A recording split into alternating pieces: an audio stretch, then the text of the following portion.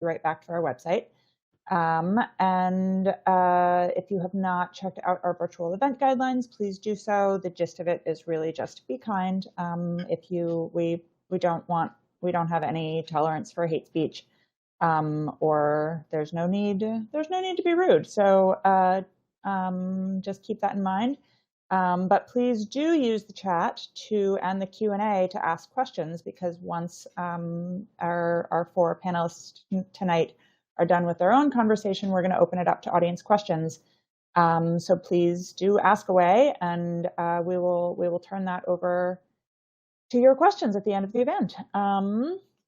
And now we can get started. The book that we are all here to celebrate tonight, as you might know, is an anthology of gender-bent, queered, race-bent, and inclusive retellings from the enchanting and eternally popular world of Greek myth. One of the editors of the collection, Zainab Williams, is here tonight. Zainab, she, her, is a writer, editor, and illustrator based in Asheville, North Carolina, a podcaster and director of content for Book Riot, and a member of PEN America's Literary Awards Committee. She spends most of her days thinking about how to make the world of books and reading more inclusive and progressive. Mia P. Manansala, she, her, is a writer and certified book coach from Chicago who loves books, baking, and badass women. She uses humor and murder to explore aspects of the Filipino diaspora, queerness, and her millennial love for pop culture.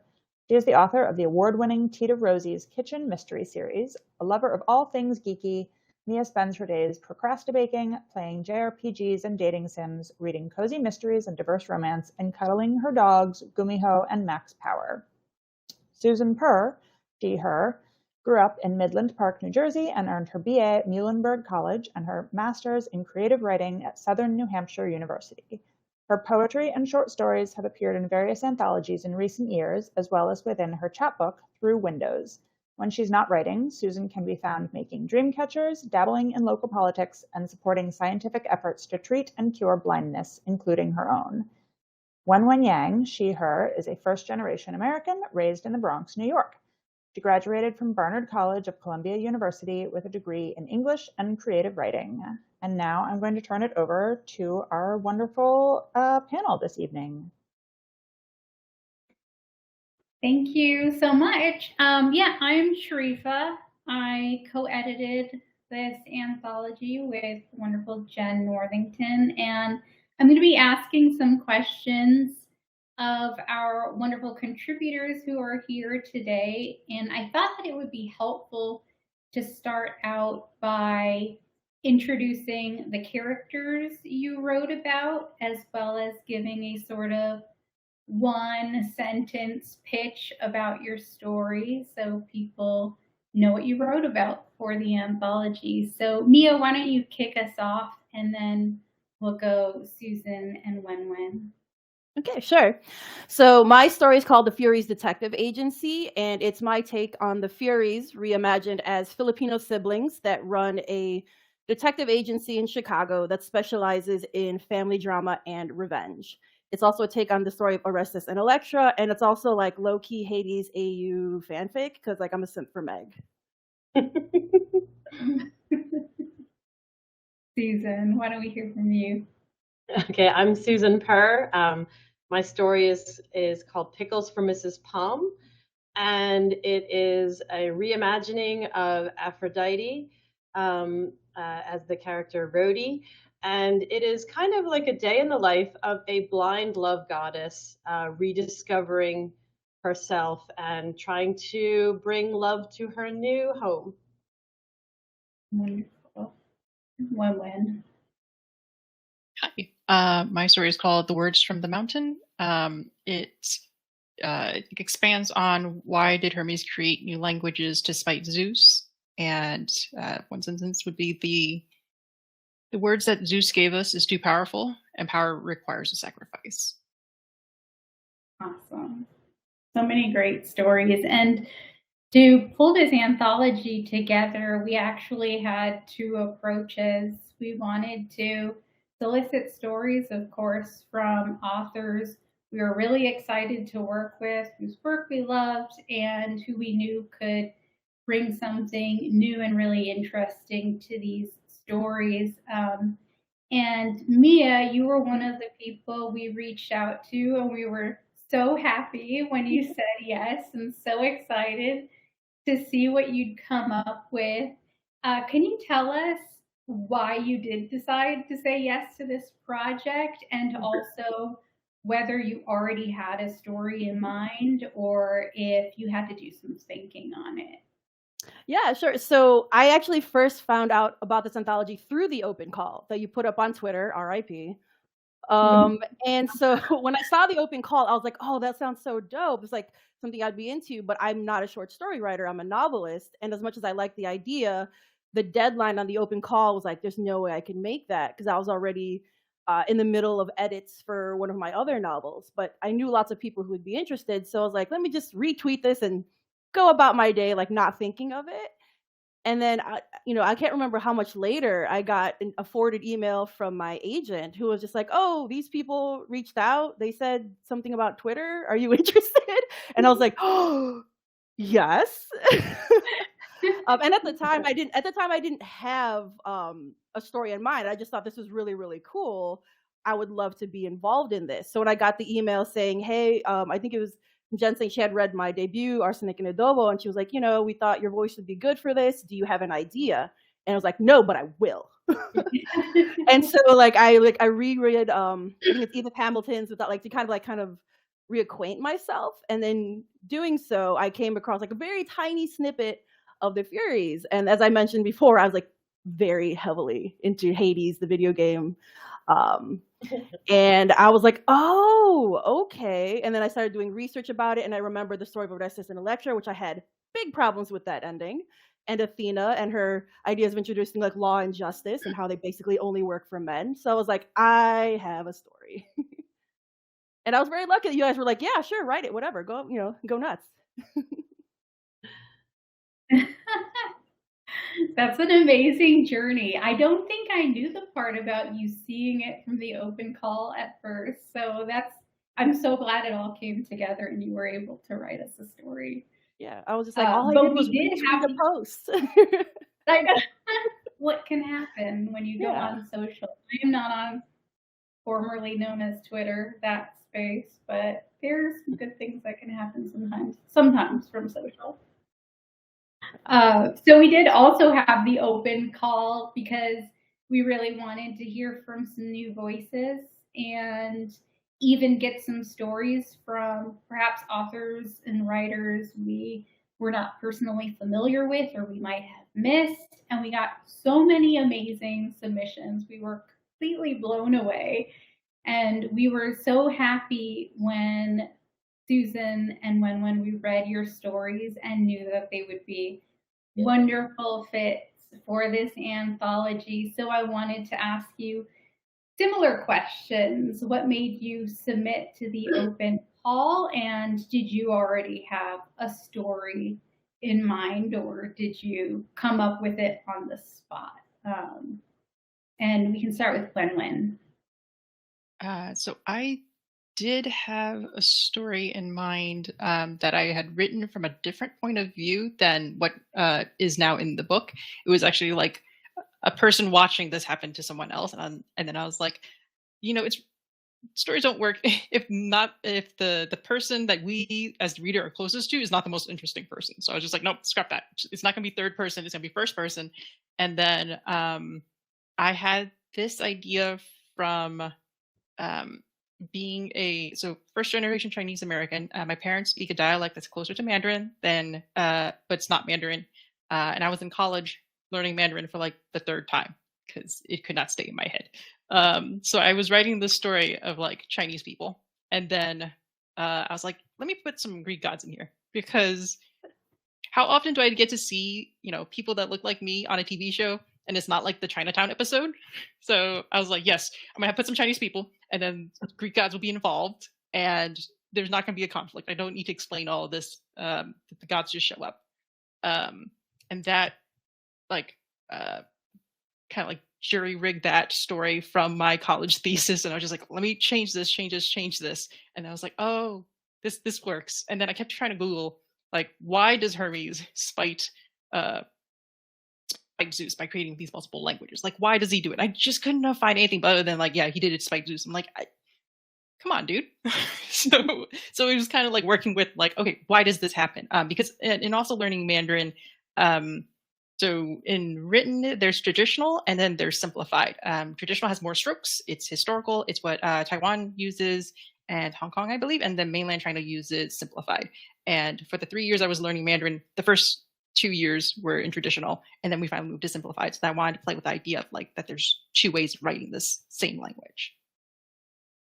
That's awesome. If I could go back, I would definitely try to actually work hard to learn another language in college. So it's super impressive. And that story came together so beautifully. And no, you do not have to explain why those two are coming together. It works. That's speculative. Susan, how about you? For me, it was actually really, it's really funny. I find it very appropriate that it was very much like a bolt from the blue, like the muse coming down.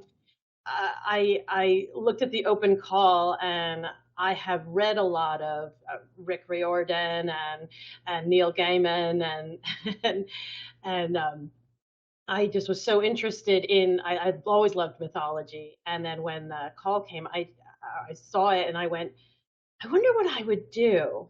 And all of a sudden, there was Rhodey. I was just sitting there, and it was just, I just thought about, well, I wonder how I would add my voice to it. And I just thought about, well, gosh, you know, I am a woman with blindness. And then I went, yeah. And then that love is blind. And then I went, yeah, love is blind. What if love was blind? And then it just kind of started rolling from there. And honestly, it really flowed out very, very quickly. And I was really excited about it. It made me very, very excited to get, I guess, my perspective as a blind woman into a goddess. How cool is that? So it was really great. And then I got to throw in you know, Aries. I got to throw in Ari and my renditions of Poseidon, who is Dawn, and Persephone, who is Seth. And, you know, living in a kind of a suburban area, it just all kind of came together. So, but it was really cool to blend the, you know, what's going on with me with something so ancient and so timeless. Yeah, that was such a fun story. And I really that we got to have such a great mix of tones. Like we did get to have the fun story. We got to have the mystery. We got this beautiful story about language and writing, and I was so overjoyed to see it all come together into this anthology. Yeah, and that's what like Susan's story was like so much fun. Like just like trying to like with all the little nicknames. I was just like, oh, okay, so like this is that, and this is that, and you see the. They're like yeah, and then when with your story, you were saying like having together. So like that one part, she was just like, "Are you Zeus? Are you the Monkey King?" And like just those two being together in the story, I was like, "Yeah, that makes sense. Like it's totally." And then Sharifa, you also had a story which felt like very like you were like, "Oh, like I'm 36 is like the last time I can be messy." I'm like, as a 36-year-old, ouch. This elder millennial really felt your story. I had to write about elder millennials as one myself. I had so much, I just wanted to write something that I'd have fun with. And I was like, well, what's more fun than the ridiculous things elder millennials get up to? And then also try to take down Zeus in the process. Nice. In the Oregon wine country. Why not? So when I was writing my story, I realized that there were both benefits and there were challenges to approaching retellings, because this was the first time I myself had come across a project where, you know, you have to work with original source material, and you can take it in all sorts of ways. You can get really close to the source material, or you can take it in a whole other direction. And so I think that there are just natural benefits and challenges of writing mythology retellings and retellings in general. And I'm curious about what each of you thought was the most challenging part of writing a mythology retelling. Does anybody want to get us started? I'll jump in. I found it the most challenging was trying to figure out what to keep and what to not, or what to change, and what to remain the same in myself. And so I'm going, I can't change the names of these characters. And I'm going, why can't I change the names of these characters? And so I was trying, and why can't I set this in a different place? And why can't I, have them do things that were not necessarily written down in the pantheon, but what they could do if put in a certain situation. So for me, it was, drawing that line of what to stay very true to and what to let my imagination take over and let, Rhodey do what she is going to do as the blind love goddess of a little suburban villa. So that was my biggest challenge, was, trying to decide what to keep and what to let go. Yeah, that makes a lot of sense. I definitely had a moment of like, I must find out everything I possibly can about Dionysus, and I have to, plumb the depths of the mythology. And then at some point I was like, I have a sense of the story. I know this character because it's one of my favorite characters or figures from childhood. So I'm going to work with what I know and what I remember of these stories, and also, the research I had frantically done in the meantime. Does anybody else want to speak to some of the challenges of approaching retelling? Also coming in from the open call, so I'm just like, I don't know how much you guys wanted, right? Of a retelling. So when I went to Jen Northington's previous the sword stone table, I think that's the order of the 3 words, and I was listening to the audiobook, and I was just like, oh no, it's fine. She likes it if it's only a little bit. I'm like, all right, solid. This is still okay. And then going through again, it was the same as Susan, trying to figure out like how much to keep, and how much do I need to like, pay attention to the source material. But I'm just like, if my Googling and I'm going onto the 3rd page now, the Google results does not get me why Hermes did this, I think I'm okay. I would say so. I mean, like, I felt the same way, because like a lot of times with like retellings, there's like usually 2 things where it's like basically like AU fanfiction, where just like it has the same name and just like that's about it, or which is kind of like what with like my Furies, like with they call them Meg, Alex, and Tiz, which is like Megara, Tiffany, and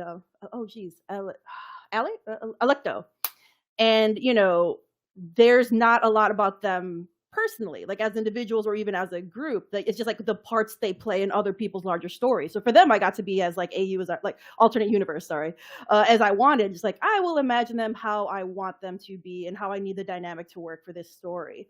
But because I was using them as a framing for the Orestes and Electra story, which is technically Orestes' story, and as I said before, I do not care for it, particularly the part that Electra plays.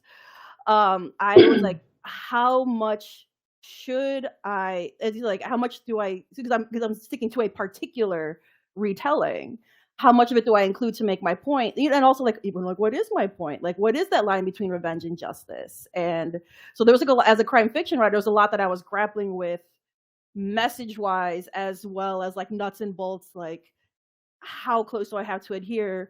Are people going to be disappointed because there is no fantasy? There's no actual like magic. It's like, it's literally, this is like it's a PI noirish vibe. The people's names are the same. The general idea of Orestes and that family is the same, but it's just street level stuff, And so how, I was like, oh my God, do I include Athena and her horrible decision? But it's a short story, and again, as a novelist, like how do I include all these big ideas I had and condense it into a short story? So it's like Athena had to go. It got way too convoluted. some of my bigger standing on a soapbox things had to go because it was getting really, but I got into these really philosophical debates with like a friend of mine who's a YA writer, like Rosaria Mundo, who's like super into this kind of thing. And I was just like, okay, I'm getting in the weeds. I'm on like page 5 of Google. Like I can't, let me just write the story how I envision it. And then that's where revisions and a good editor come into play. So bless you both for that. And our wonderful editor, Anna Kaufman, who's amazing at this and has so much experience and helped all of us out, myself included, because I am 100% there with you. Short stories are so much more difficult for me than, drafting a novel, because you get to really explore this world and these characters you're developing, but you have to really edit yourself, and you have to be so particular about what you include and don't include in the story. And I always get frustrated with the process every single time. Mad respect for short story writers. So much respect. 100%. 100%. So we are, of course, talking about Greco-Roman mythology, and we are incorporating aspects of these stories on varying levels. But of course, we also bring in aspects of our own experiences and influences, themes we want to discuss and explore. So can you tell me about something that influenced your story that has nothing to do with Greco-Roman mythology? For that.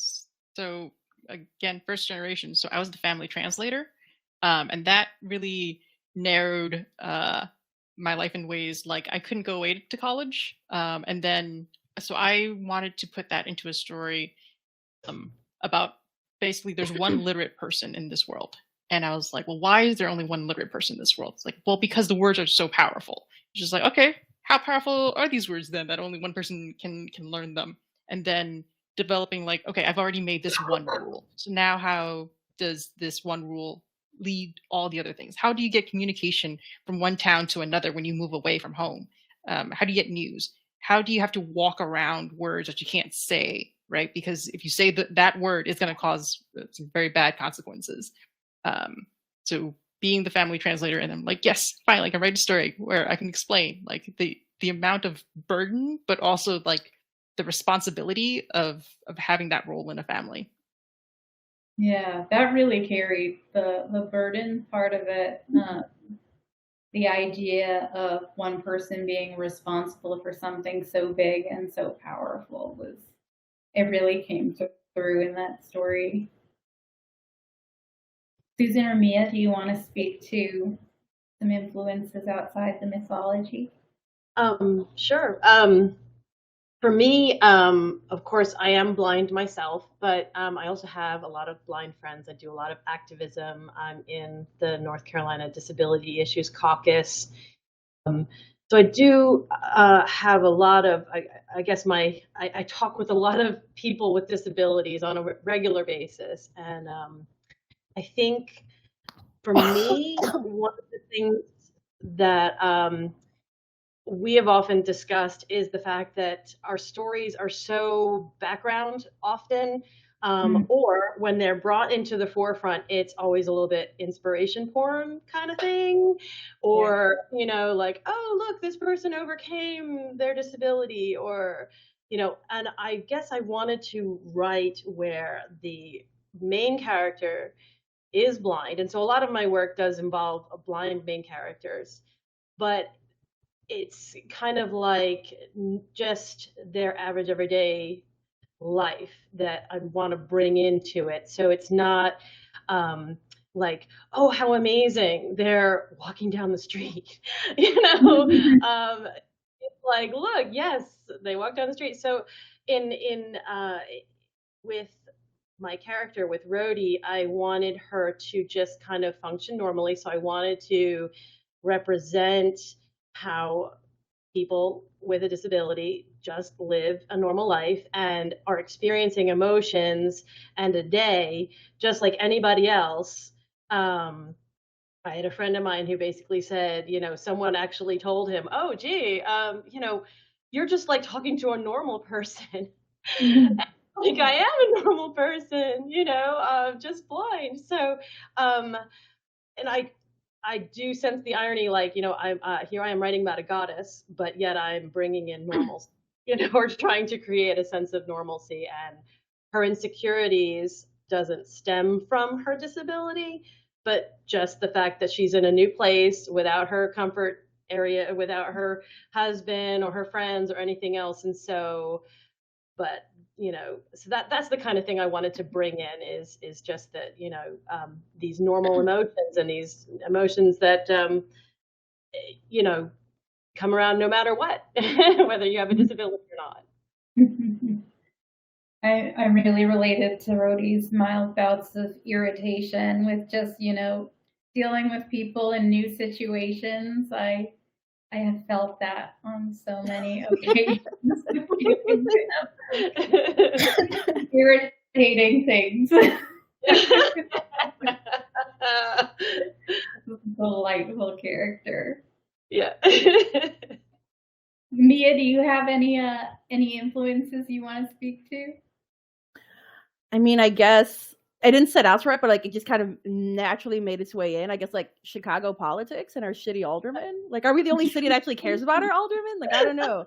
But it seems like really makes sense that these would be like rival political families. And that's how I would use them.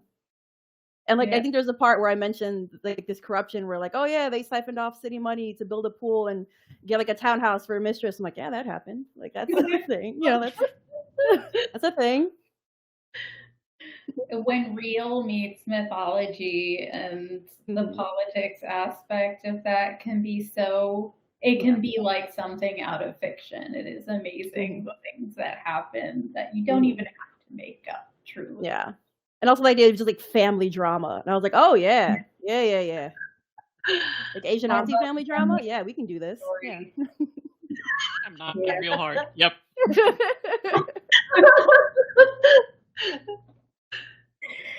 So how did writing the stories for this anthology? We've sort of heard some of like how it differs from, for instance, Mia, writing novels, but I'm curious about how writing this differs from things you would normally write, worlds you would normally create, and things you would just create from scratch, basically.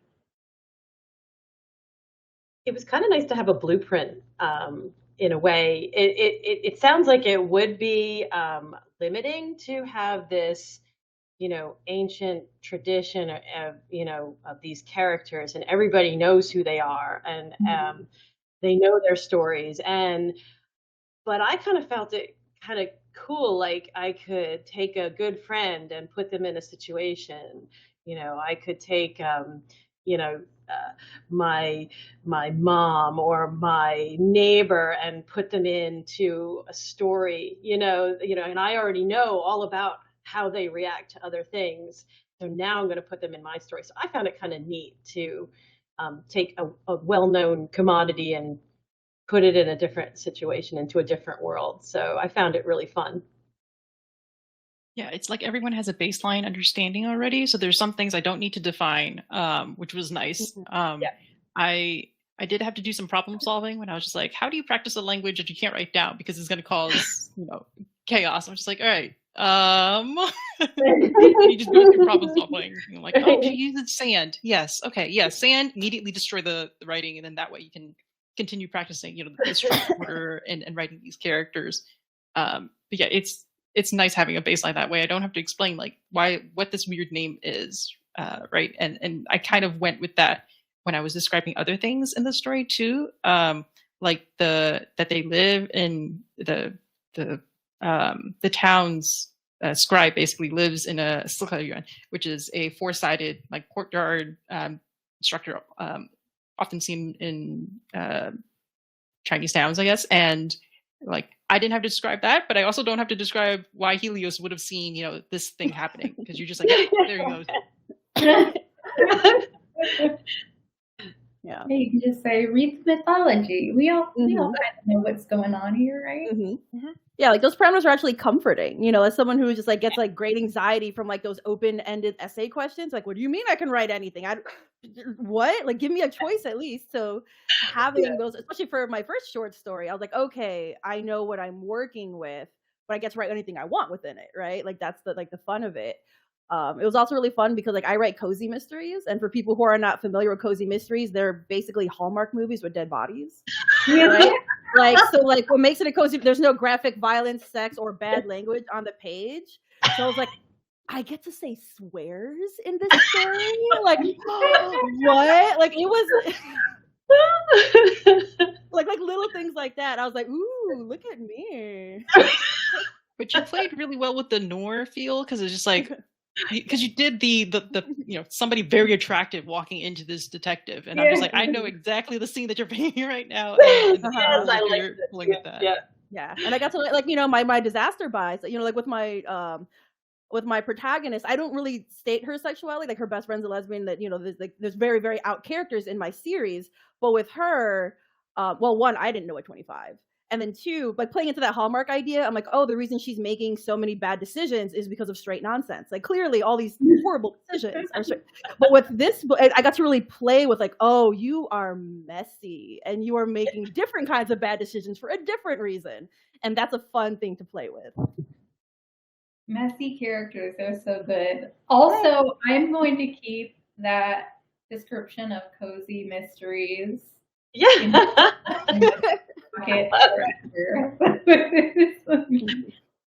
From Hallmark movies with dead bodies. Dead bodies. I like that. It's like warm and comforting, and there's murder. Like that's like what they are. Well, speaking of all the mythological characters we included, but did not have to really explain. Does anybody have any favorite characters from mythology, whether or not it was the character or characters you wrote about? Also does not have to be characters or figures from Greco-Roman mythology. Anybody got any faves? This question feels like the start of the Trojan War. I am so sorry. I'm going to safely say Athena, because I'm really Lisa Simpson at heart, and that is the wisdom. So yes, yeah, and skipping childhood, because born fully adult. Like that sounds great. That is perfect. Yeah. Yep. I like Athena too, just because she's kind of a badass and she's smart and she's unabashedly smart and artistic and that sort of thing. But I also have a very special place in my heart for Poseidon, just because I love the ocean, and I don't know, I just always thought he just being able to command the oceans and everything, that would be really, really wicked cool. So and I had to just throw in the little digs about the Little Mermaid and Finding Nemo in there when I was writing it. That was inspired. I said, what would Poseidon do if he was live on land? And I'm like, my goodness, of course he would listen to Disney music. I don't know why that stuck with me, but it did. Just driving his golf cart, listening to Disney music. He's working on the pool and he's listening to, Part of Your World. I mean, I got that full soundtrack stuck in my head. I'm not sad about it. Oh. Okay.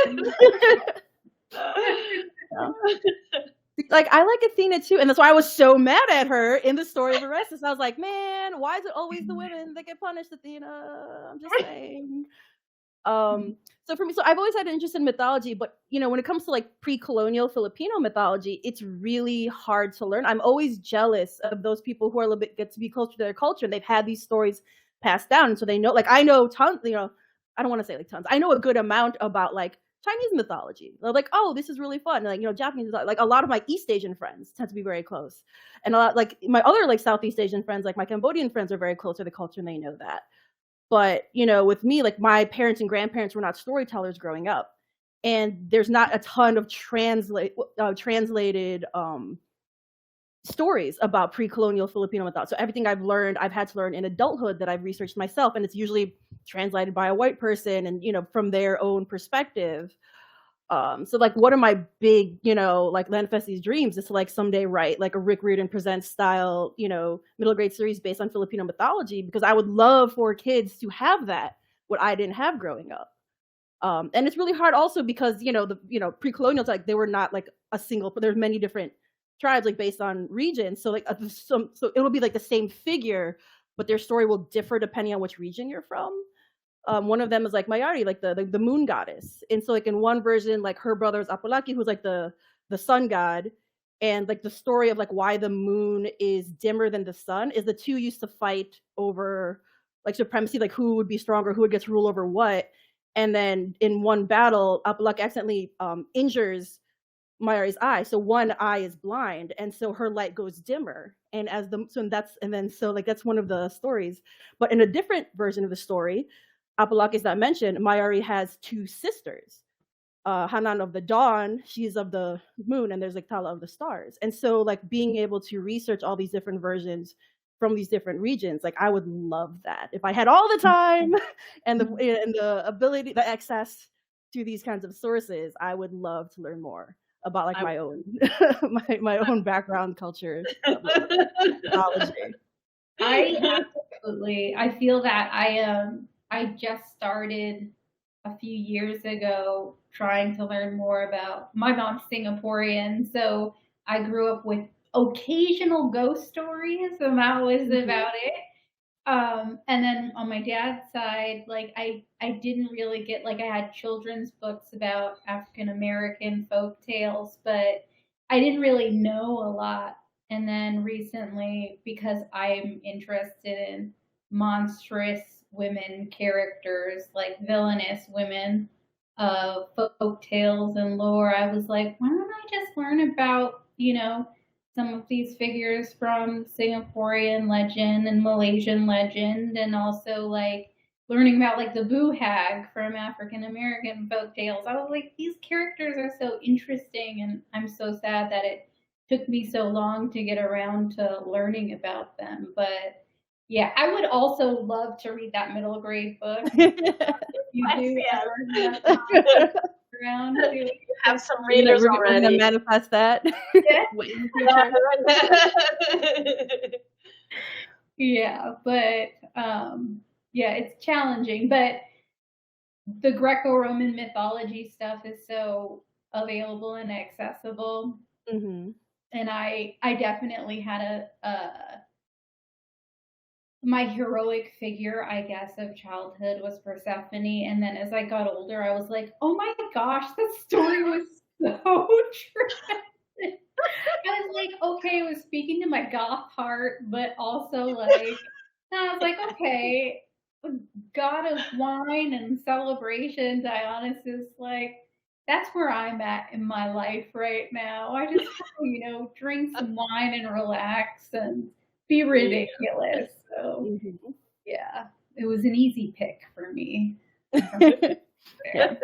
And also, like, I'm obsessed with Hades towns. Like right now, I have a soft spot for like Orpheus and Eurydice.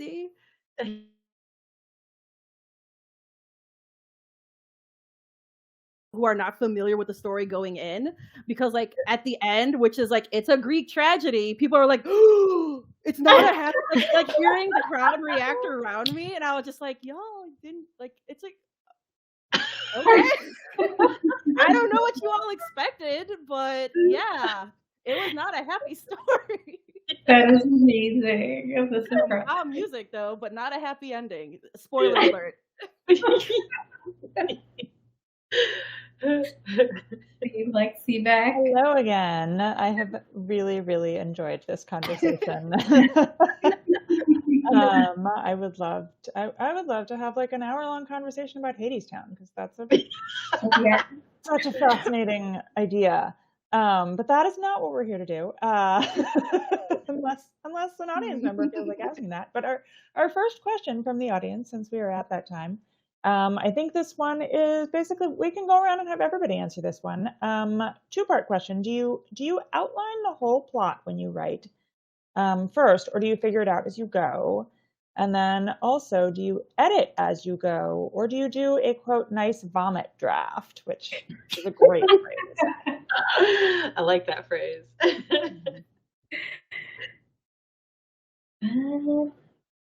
Well, I will say I'm all over the place. It depends on my mood, really. But for this particular story, I just sort of jumped into it with the idea that I wanted to have fun and just wrote the vomit draft, I guess, draft 0. Yeah. And then edited my mess afterwards many times over. So that was me. I'm still getting into writing stories. I'm a poet first at heart, and I have been dabbling more and more into stories. And so for me, in this case, I just wrote it, and I kind of was a little all over the place, and then I linked ideas together. I'd have little inspirational moments and then write down like a conversation, and then go back and check it out. So I guess I did a little editing during, but I think I got most of my ideas. Now I have a novel in my head, and that is going to take an outline, because otherwise I think I'm going to get lost. So, but for the short story, no, I just wrote it. Yeah, I'm also a vomit first draft because I believe in future me, and future me will get the timeline and fluff it out. Because right now, furious every time.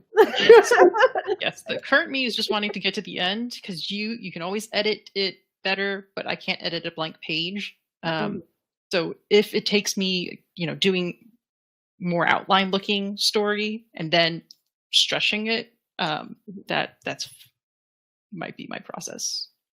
So to me, I have to outline, contractually I have to outline my books because they're in a series and they have to have like a full synopsis and be approved ahead of time. So I've gotten very used to outlining, and so I kind of approached it similarly, where even when I do outline, I write the opening, I just kind of draft it to get a feel for the world and the story and things like that. And then once I reach a certain point, I stop, and then I'll try to outline, figure out where it's going, and then I'll maybe write half of it and then clean it up and then try to figure it out.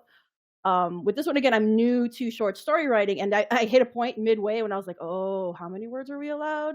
And I was like, okay, so my usual way of going about this is not going to work. So I asked a friend of mine, Isabel Cañas, who's like a horror spec fic writer, with Hacienda and stuff, and who I know, she writes short stories. And I was like, does anyone have, in our Discord, I was like, can anyone give me some resources on how to write a short story, because this is going to Velatown fast.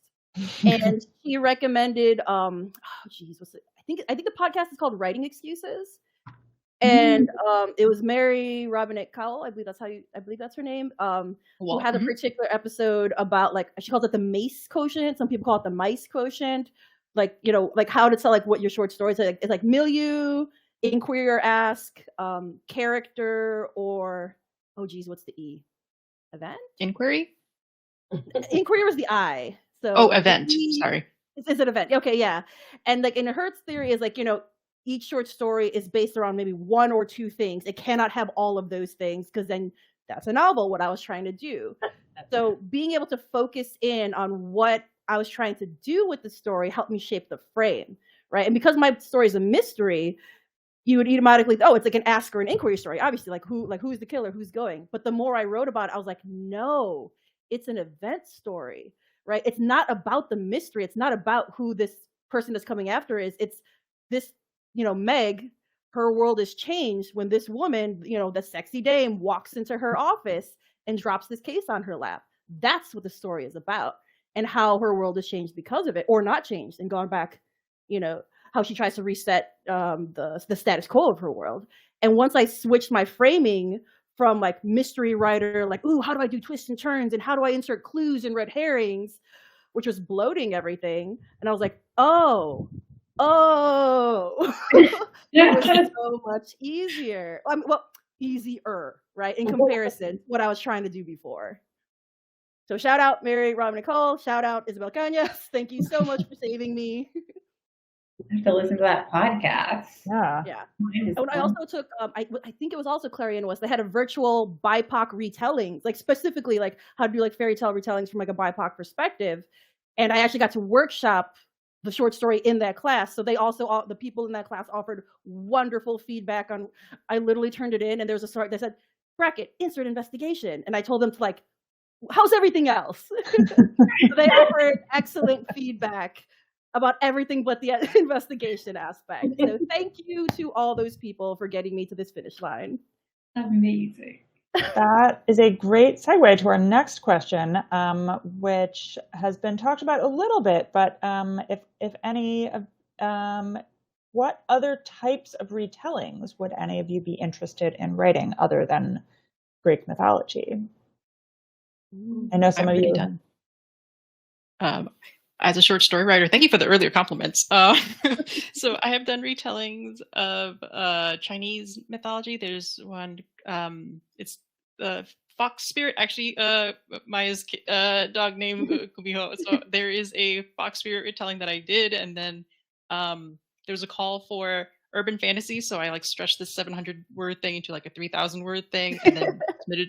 It got rejected from there. I submitted to another place. That place accepted it. It's now on Zusi, and it's switching the story on like the usual story is, for some reason, a dude finds a naked woman in the forest, and she's just like, you in? And he's like, yes, which seems dangerous. And there's different forms of the story where like he steals the fur, and then that's why she has to be his wife. Or there's ones where she hides her fur from him, and then she pretends to be human and his wife. And then in my story, it's just like no, I slept with him because I wanted him, and then I had his baby. And then it turns out like he's not friendly to my people, so we're gonna have a problem. So I enjoy just twisting again for feminist, for things like giving women agency. Like those are the retellings I enjoy.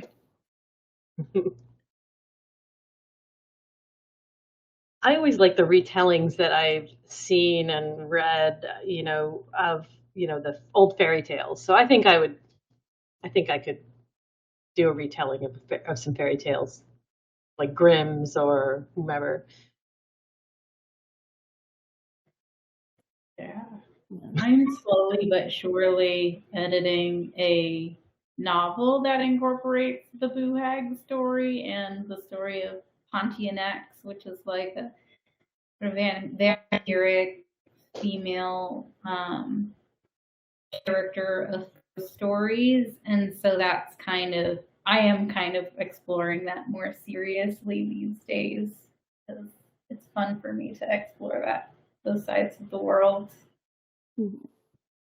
So it's like less of a retelling and more just kind of incorporating like these supernatural creatures. So like my husband and I are actually kind of like working on a collab of this like dual POV like middle grade novel that and it does have a Gumiho, because like obviously we have a dog named Gumiho, which is like Korean fox spirit. Not I adopted her when I was living in Korea and brought her back with me to Chicago.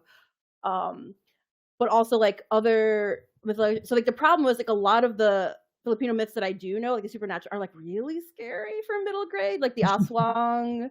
There's the Manansala is like a woman who detaches herself, and like the front half goes off and like steals pregnant women's fetuses while the lower half, what I mean? Like there's like a lot of really, really scary. So I'm like, okay, what are some kid, like I guess the duende, like little forest spirits that So it's actually trying to, if I'm writing for kids, which again I write adult for the main part, but I'm trying to stretch myself in other areas. It's like, how do I take these things and they still get to be scary in some way, because like the kids gotta learn, but how do I not make it like, oh, that woman that is torn in half is stealing your pregnant woman, like how, like where is that middle line? So like I'm actually like been researching a lot of ones, like how can I incorporate them into these kids' tales and still be fun, but like not change them too much. Like I don't want to Disneyfy them. But I also, have to be mindful that, when you're writing for kids, you have a certain responsibility. And so like there's a lot of back and forth on what's cool and what's not. Yeah, there's a lot of horror for children that's been coming out, and it's interesting to see how writers like make it kid appropriate. Because kids do like scary things, but also they're still sometimes only 10. Yeah. Like the Jumbies, like Chase Baptiste and all. That's like, oh man, okay, oof. Like I'm a coward, but like, kids books still scare me. Do we have any other questions from the audience? You can type it right into the chat. I was going to chime in with the adaptations that I have been slowly starting to see after so many different versions of Jane Austen and whatever, and the updates of old Western canon. I'm finally seeing updates of The Secret Garden, which was a favorite of mine as a child, and which I'm kind of pleased that a lot of our young customers reject, because they start it and they're like, wow, this is super racist. And I'm like, you're so much smarter than I was when I was and I'm starting to see like decolonized versions of it, and like updates that address the Mary's cousin's illness, which is a real illness, and he's not just a hypochondriac the way that he's sort of portrayed in the original version. I love a recasting, especially when it resolves some problematic aspects of the original text. Oh, when you said retellings, I was thinking specifically like fairy tale and mythology. So like speaking of Jane Austen, like BIPOC and queer people should be allowed to have our turn at the Jane Austen retellings. They are not dead. And so like I'm working on retellings of Emma, like a YA version and adult version, because like who has opinions on matchmaking? An unmarried Asian auntie. Okay? And so so like that is something that I'm working on. So like that there's an adult version, which is that. I'm also working on the YA version, which is basically like queer brown clueless, and so I think that's a big thing about retellings, where people are like, oh, we've seen a million of these, and we've seen but have you seen this? Yeah. From this perspective, with this point of view, with these things to say, you have not. I can guarantee you have not. So I think opening your mind to like what a retelling could be, and like how the person who's telling the story completely changes it, instead of just like, oh, it's another Beauty and the Beast adaptation. But I think there's just too many perspectives, and some of these stories are so great and powerful. And I guess that's the just circling back to the Greek pantheon, but I'm thinking too of just other great literature that's out there. Some of these stories are just so timeless, and so I love that some of them seem to be universal in different cultures, or different sexual expressions, and obviously ability and disability, and you can kind of make it, you can hear your voice in that, but you just have to put it out there. So I think that it's really important. I love that we're all doing these things, because I think it's so important for us to do that, and to tell these stories and retell these stories, but along with our own originals. But yeah, we can see ourselves in these old stories. I think it's so important to let people know that. Yeah, I really love to think of younger readers especially being able to have access to these stories that maybe they're reading them with their parents, or they've heard about it before, and they're reading it from a completely different perspective that's more representative of what the world looks like. And the fact that there are lots of different types of people around them, and that they don't look like a lot of the characters that are part of the canon and classic literature and the stuff I definitely grew up mostly reading in high school and in college. So it's really encouraging, and I love those stories myself, so I selfishly want more of them as well.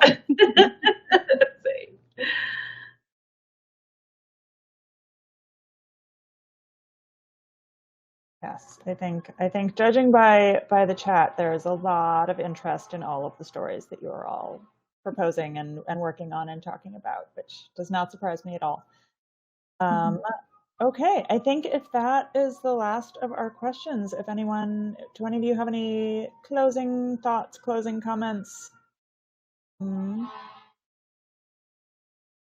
just thank you all for coming on the panel, and thank you to everybody who's supported the book so far and is ordering the anthology. And I hope everybody really enjoys the stories as much as Jen and I did, because it was a magical journey.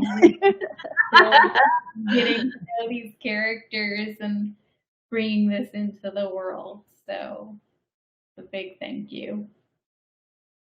Yeah, thank you so much. If we can squeeze in one last question. Susan had mentioned about writing family and friend archetypes into her stories and seeing how they would react. Does anyone else have any examples that can be shared of similar situations? It's okay if you are not able to share.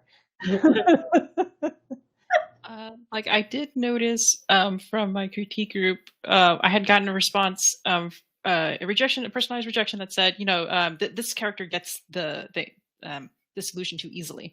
And then I was asking my critique group, like, what should she give up? Because like in the particular story, she's poor. She doesn't have much to give up. And then one of my critique people were just like, what about grandma? Sorry, it's a Red Riding Hood retelling that I'm still trying to sell.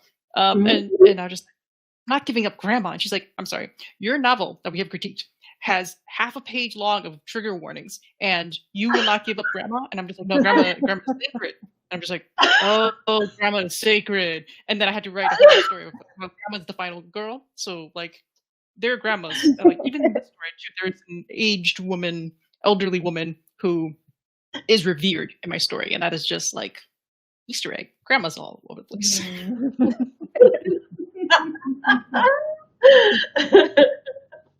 Look, I try to be careful because I don't want, again, family drama. I don't need to invite that in my life.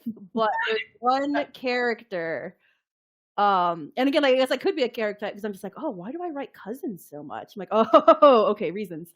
And and then my husband's not a big reader, but I got him into audiobooks. He's a bigger learner that way, and so he listens to my audiobooks to be supportive. And he was like, you realize how similar X is to this person, right? And I was like, oh, I didn't file the serial numbers off enough. And I was like, it's fine. He doesn't read. It's fine. He'll never know. He buys my books and he doesn't read them, which is exactly what I want my family to do. Y'all, if you have a writer in your life, buy their books and do not read them. It is fine. It is fine. Yeah, reading my work is look into my soul, and I don't really need that many people that close to me to read my soul. Yeah, right? Like my mom reads my books, and like sometimes I'm like, oh, thank goodness I write cozies. Like if I ever write romance, I might have to get a pen name and like lie to her. Like I can't let her read certain things. For me, it was, was that poem about me? I'm like, no.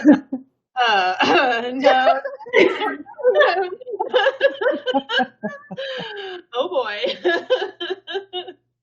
Okay. On that note, I want to thank the four of you for being such a fantastic panel tonight. This was an amazing conversation to watch and listen to. Thank you also to everyone who tuned in tonight. We love being able to host author events, whether they are in person or virtual. We are able to keep doing that because we have such wonderful customers. So if you are local to Astoria or Queens, please come by the store and pick up a copy. If you are not, click the button at the bottom of the page and order a copy. We ship anywhere, or request it from your local library. You can support authors in so many different ways. Thank you all. This will be posted to our YouTube channel for anyone who wasn't able to tune in tonight, hopefully tomorrow. And we go off and go read some of these stories and enjoy the rest of your evening. Thank you so much. Thank you.